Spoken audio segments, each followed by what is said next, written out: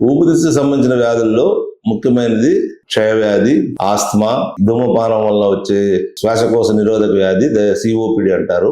ఇవి కాకుండా వర్షాకాలంలో నిమోనియా అని ఒక ఊపిరితిత్తుల్లో సంబంధించిన వ్యాధి. ఈ వ్యాధిలో మనకి ఊపిరితిత్తుల్లో ఏదో ఒక భాగం గాని లేకపోతే 2 పక్కల వాపు కలుగజేసి సూక్ష్మక్రిముల వల్ల మనకు దగ్గు, జ్వరము, గల్ల ఇవన్నీ వచ్చే అవకాశం ఉంది.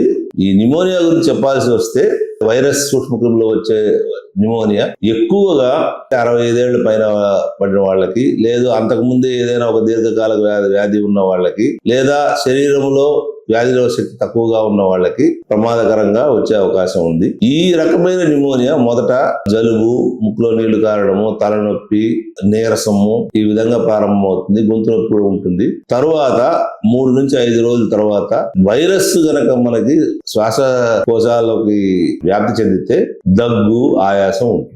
ఈ వ్యాధుల నుంచి మనం రక్షించుకోవాలంటే వ్యాక్సిన్స్ ఏమన్నా ఉన్నాయంటే, అంటే ఫ్లూ వైరస్ కి ప్రతి సంవత్సరము ఒక వ్యాక్సిన్ తయారు చేసి మనకు అందుబాటులో ఉంచుతున్నారు. ముఖ్యంగా ఈ వ్యాధి తీవ్రంగా వచ్చే అవకాశం ఉండేవాళ్ళు ప్రతి సంవత్సరం ఒకటి వేసుకోవాలా. ఈ ఫ్లూ నిమోనియా గర్భిణీ స్త్రీల్లో చాలా తీవ్రంగా వచ్చే అవకాశం ఉంది కాబట్టి గర్భిణీ స్త్రీలందరూ ఫ్లూ వ్యాక్సిన్ వేసుకోవాలా. వయసు మళ్ళిన వాళ్ళు కూడా వేసుకోవాల్సి ఉంటుంది.